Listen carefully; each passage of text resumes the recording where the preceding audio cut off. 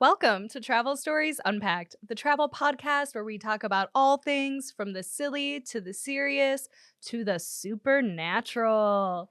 Thank you for tuning in today and spending some of your time with me. I really appreciate it. And we are going to unpack scary travel stories. And with me, we have repeat guest Sara Rawlings. Welcome back to the show, Sara. Hey, thanks for having me, Ashley. Yes, I'm so excited for this. So, as you guys know, Sarah's been on the show before and she's an awesome guest, and we're super excited to have her back. But, Sarah, when I had this crazy idea to ask people about their travel experiences that, just didn't quite sit right, maybe there was something that, gave them chills, maybe it was something that they completely believe was a supernatural experience. I really wanted to, read the stories and react to them.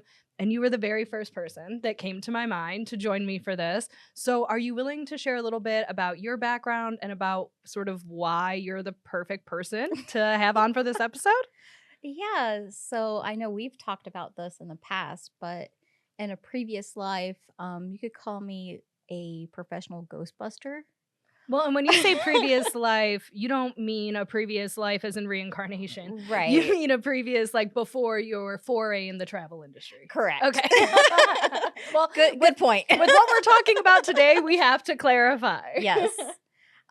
So I say probably, oh gosh. When I was a young girl, I started seeing things that nobody else was really seeing around, having some interesting experiences. And when I was having these experiences, I was able to like capture them on photos and stuff like that. And I'm like, see, I'm not crazy. I saw this figure over here that nobody else could see. It's here for real.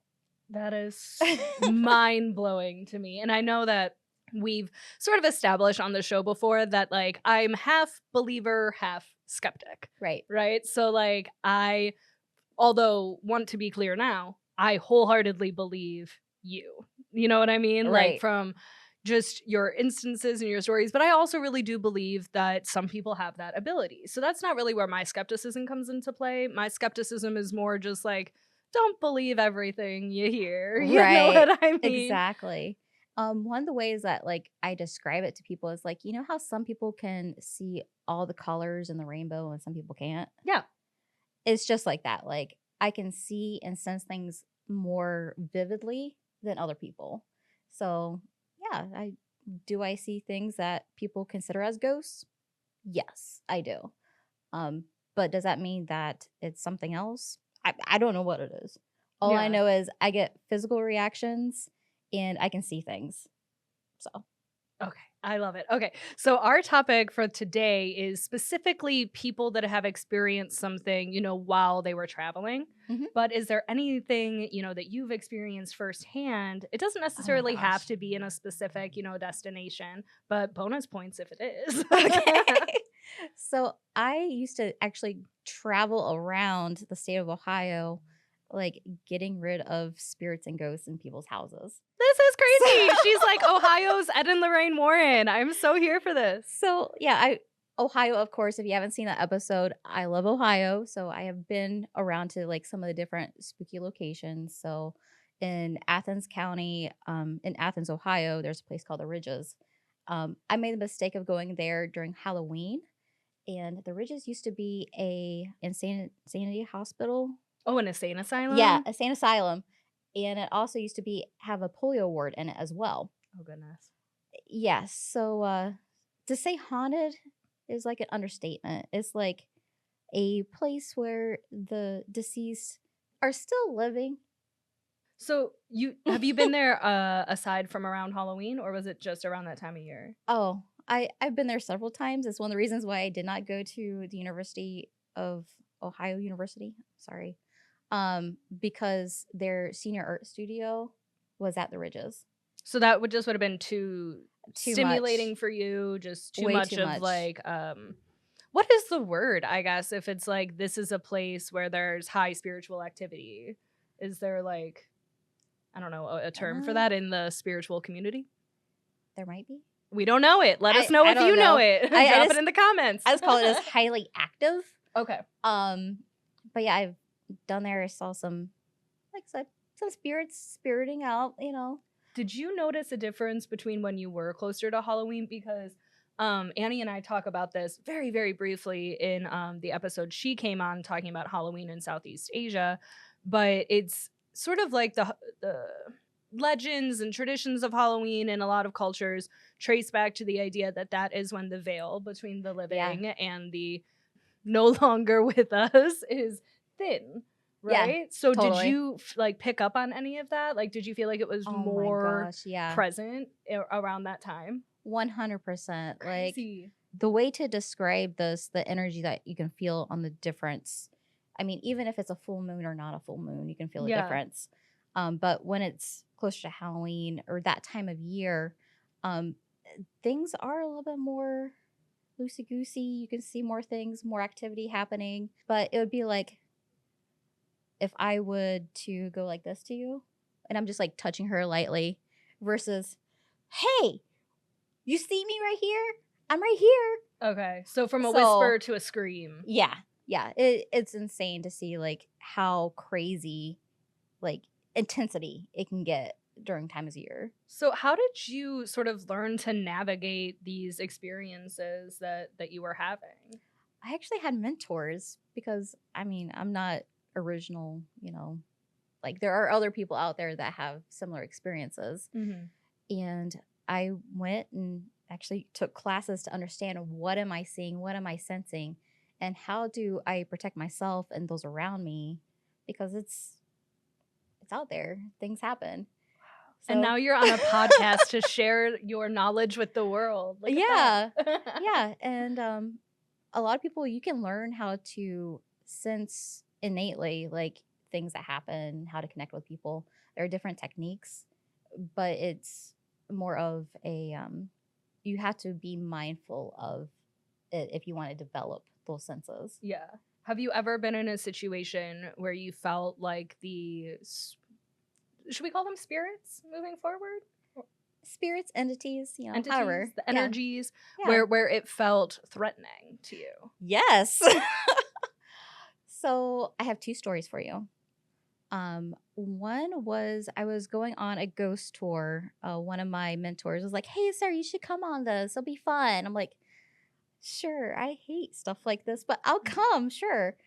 And on the tour, we went to a graveyard in Columbus, and I think it was like a Civil War one, and it Ooh. had like war prisoners there. I was choked, Oh my God, no. and like you could see like a hand mark around my throat, and I'm like, we need to go now. I need to go now.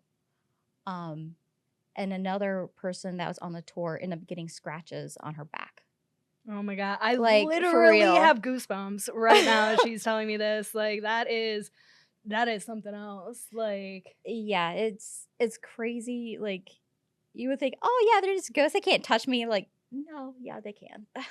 now do you think as somebody like me who is like I'll say like a little attuned, right? Like I'm a Yeah. little open, but I'm not like a full blown conduit for spirits or I don't fully see them on like the levels that you do or anything like that. It's more like vibes, right? Like you Yeah. get a vibe, you get a feeling. Do you think that I'm less likely to have that sort of interaction where like actually see the evidence of them touching me as somebody like you that's more attuned to their energies? Well, I think having more attunement does make you more attractive to those energies. Yeah. So it's like I can see you, you can see me, and it's like, oh, that means you can do stuff to me. Right. Okay, maybe I have more stories. Okay. Uh, so my best friend, well, at the time she was my roommate. It was like midnight, and all of a sudden, I'm like, I want to go on a road trip. I feel compelled to go down to southeastern Ohio and wake up and have a milkshake. She's like, what? Okay, cool, let's go. So we drove an hour and a half down to Gallipolis, and I went to my friend's house. Well, it was like midnight, 2 o'clock in the morning, something like that. And there was no one home. All the lights were on. The phone was going off like crazy.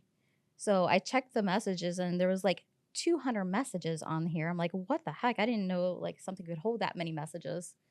Well, I ended up picking up the phone because I'm like, okay, if someone's here trying to reach this person, maybe I can help out. And they're like, Sarah, you're finally there. I'm like, what do you mean I'm finally here? They're like, yeah, we've been trying to summon you. And I'm like, what do you mean? They're like, we didn't have your phone call and we have a really bad issue in the house. We need you to help evacuate the spirits that are there.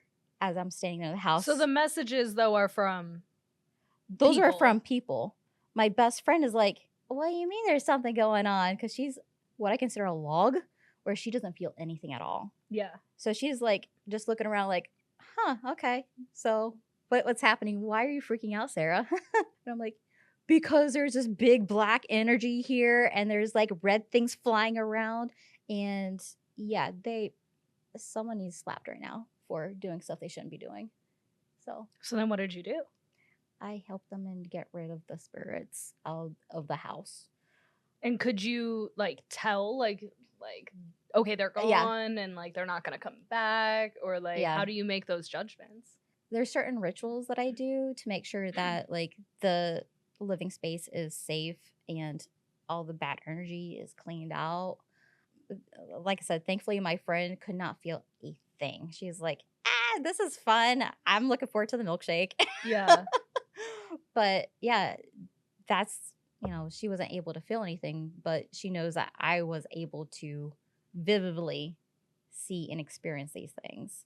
And the people who literally summoned me to this location knew that I could do that too. So, yeah. Mind blown. Like that is, I mean, they were very fortunate that you had your like antennas up or whatever and were able to, it's just crazy. Come and help them. The other story I wanted to tell you about where I'm like, this thing, I was literally dragged from this house. I was at a client's house who was trying to remove a spirit that was tormenting 2 small boys.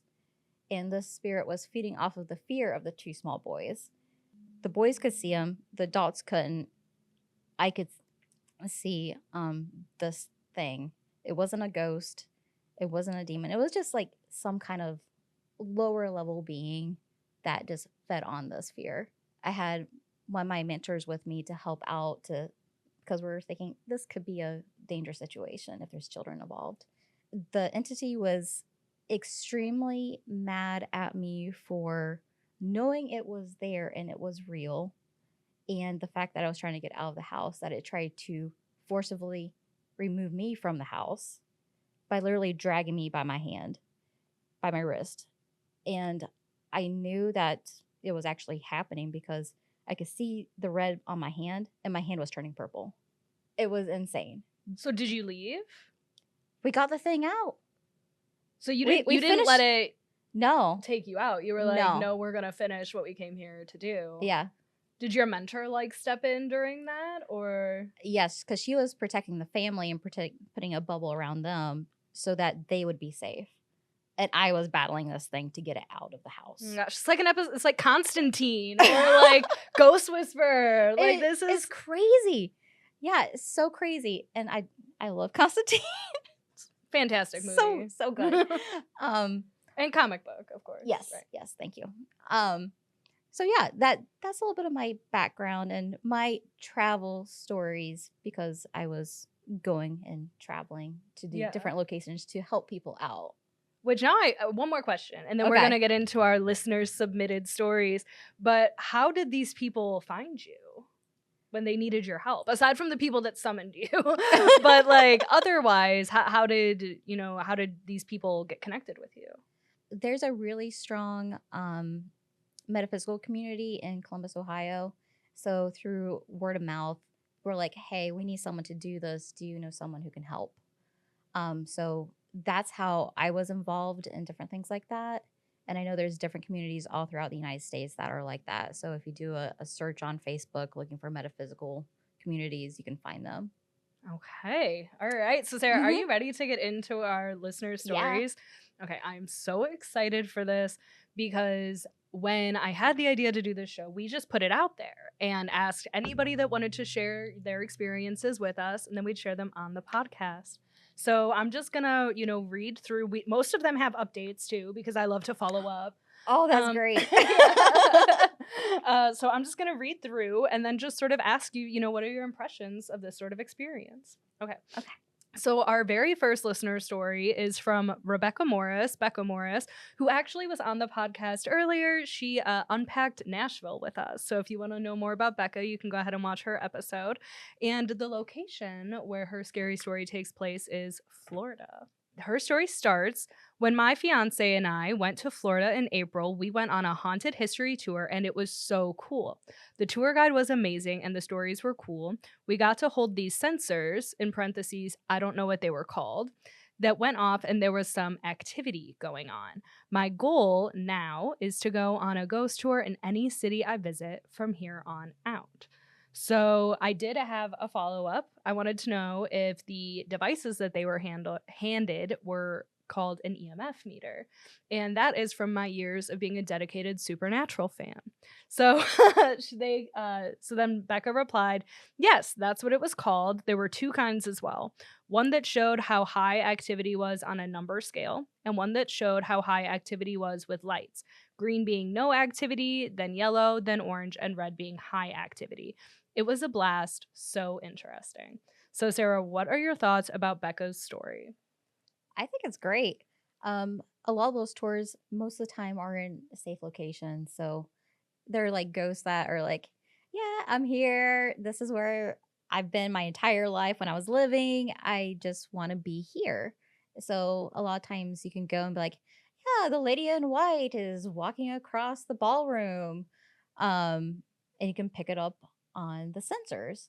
And a lot of people that, aren't able to see things, that's a way for them to experience something like that. So I think that's really cool. And I can't remember exactly what EMF stands for, but it's like electromagnetic field or Yeah. frequency or something like that. So how does that work in helping logs, as you call them, Right. or non-spiritually attuned people, pick up on that sort of thing? Yeah. So remember when I was talking about like how some people can like see more colors and Yeah. stuff like that? That's just all energy.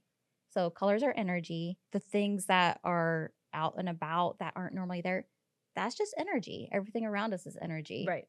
So if you can't physically, see or anything like that, then you have devices to help out. So that's one of the reasons why I say it's a really good device to be like, oh, if that's there, that's really cool. Where I might be like, yeah, it's right there. Let me take a picture and be like, here's what's really there. Yeah.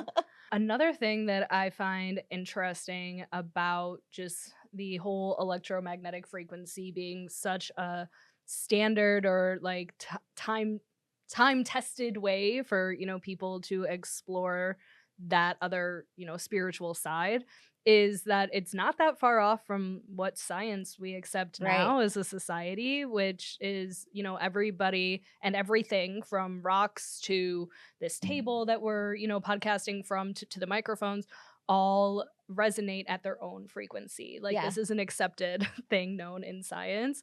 So to me, that's like, I don't have a hard time getting my skeptic brain to believe that Right. would work. Of course, I think you'd have to look like, are there other sources of electricity that could impact your readings? Like, telephone wires or stuff like that. But I think it's super interesting, and I hope to hear more about Becca's ghost tours as she Same. travels. That'd be so much fun.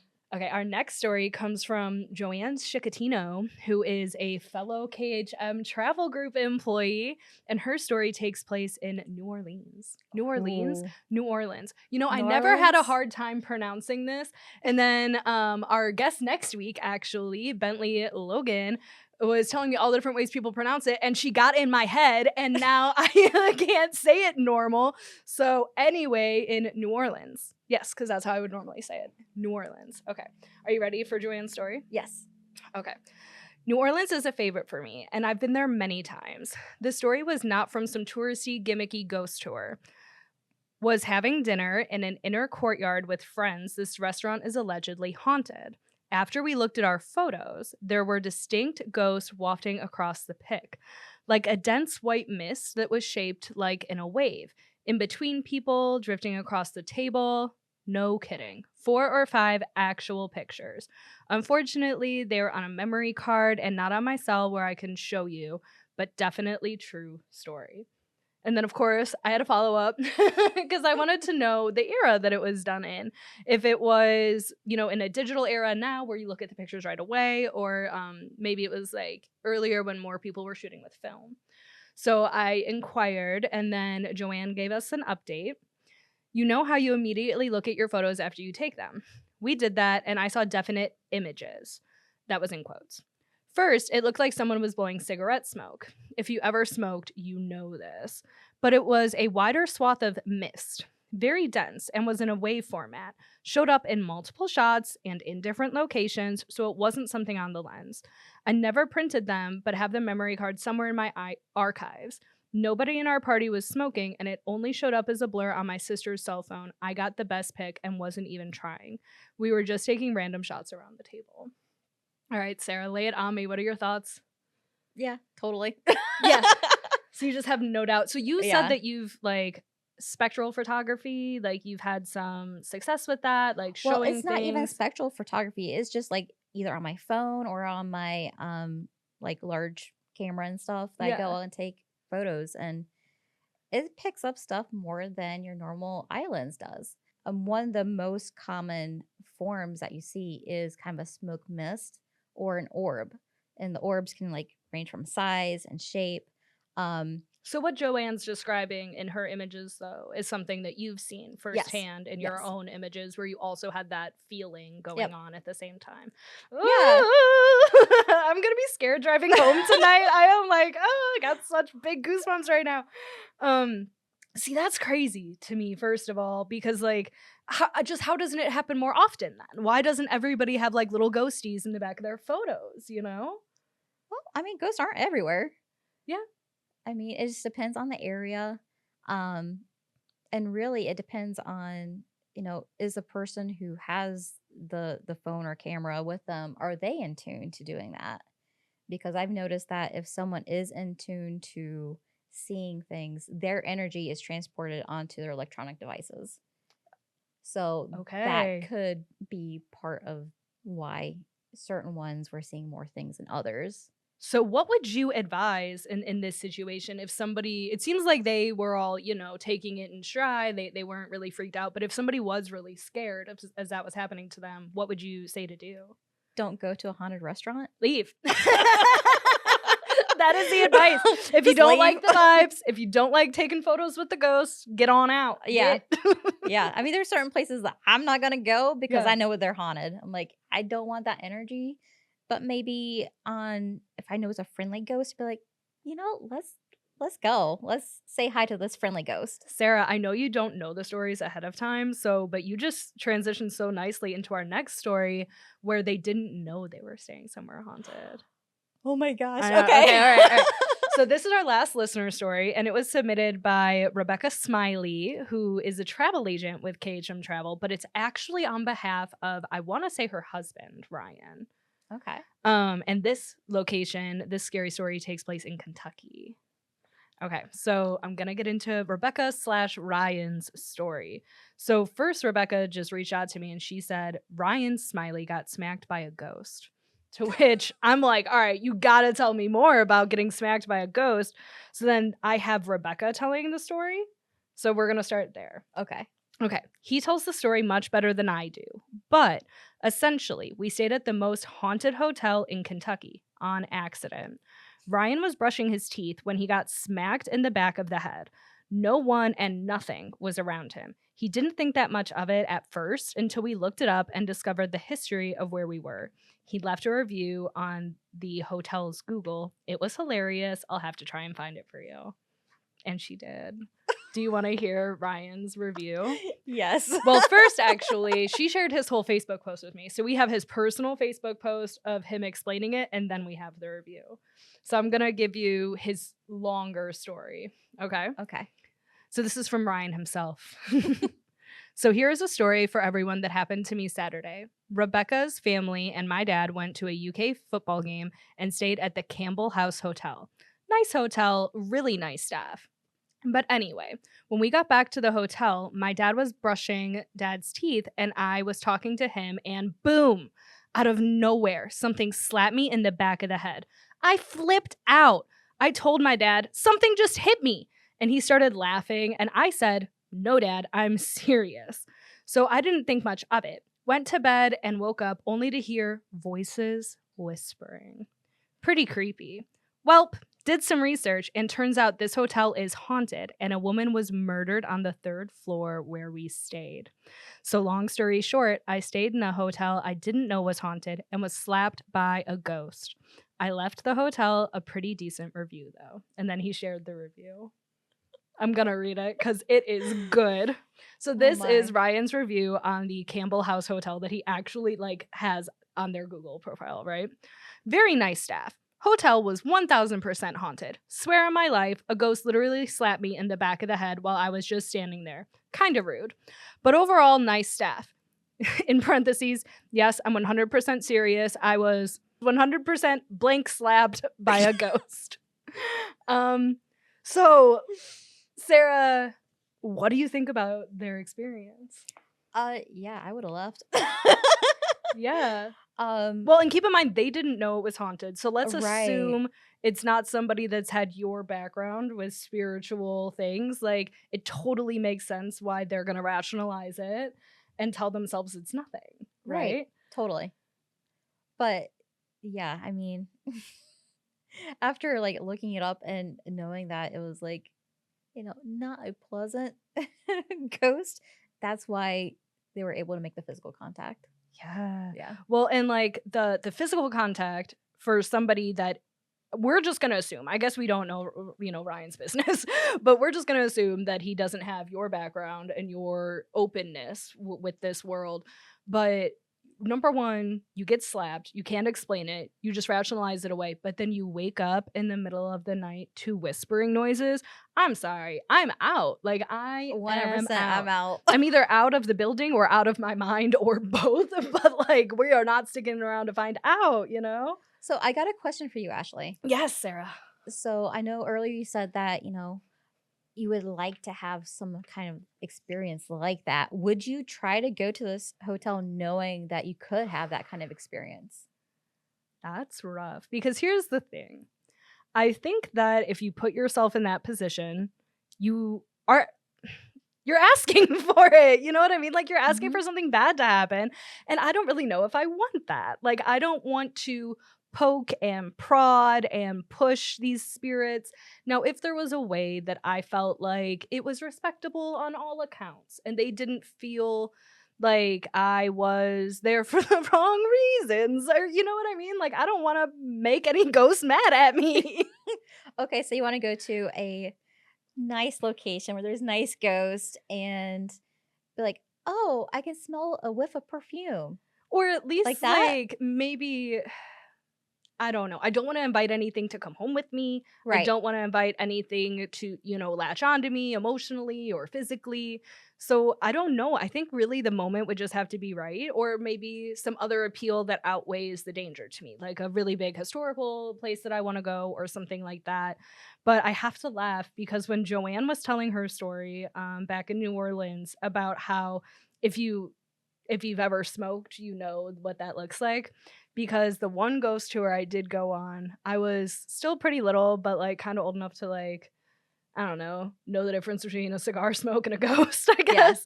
And I'm walking with my brother, and it was like Williamsburg or Gettysburg or someplace like that is like, of course, gonna have a ghost tour, And I'm talking with him, and we're hanging out in the back, and I'm like, oh my gosh, I think I see one. Like, I think I see this ghost up here under this lamppost. And then immediately, like, as soon as I'm saying the words, I go, or unless somebody up there is smoking, because it so obviously could just be like cigar smoke or cigarette smoke. But my brother like played into it and he was like, no, nobody's smoking. Nobody's smoking on this whole tour, on this whole street. You just saw a ghost. But then I smelled it and I was like, he's lying to me, but we're having fun, so I'm going to let it go. But like, that, like, in those sorts of instances, I also think that I would be more closed off than if I wasn't going on something that was marketing itself as a ghost tour, or you know what I mean? Those situations always have me at full skeptic. Okay. Interesting. Cool. Yeah. All right. Well, Sarah, any final words for, our wonderful listeners who thank you so much for sending in your stories? Any final words for them or for our listeners about traveling to haunted places? If you like to do it, awesome. If you don't, just avoid it because there's probably ghosts around somewhere, especially historical places. You're going to find ghosts. So even Yeah. if you are open to them or not, doesn't mean they're not there. Exactly. Well, Sarah, thank you so much for coming on and sharing your expertise in this area, which is just so fascinating to me. We do have to end it because I scared myself. I am thoroughly scared and I have to like live the whole rest of my life today. So I gotta, I don't know, take a walk, shake that feeling. But of course, you guys, we really want to hear from you, especially if you have any of your own listener stories that you want to share about anything supernatural or even anything that just creeps you out. Like, we'd love to hear about it. And we actually have a post going on our Reddit, so you can share it right there. But of course, you can drop it in the comments or anywhere on social media using our hashtag travel stories unpacked. And then keep coming back because we're going to keep unpacking all things travel. And we only have one more like Halloween themed episode for you guys. So if you're getting sick of it, I promise we're nearing the end, but it is my favorite time of year. So, we had to celebrate all October long and we're almost through it. And then don't forget, this podcast is brought to you by KHM Travel Group, a leading host agency for independent travel agents. Go to khmtravel.com to learn more.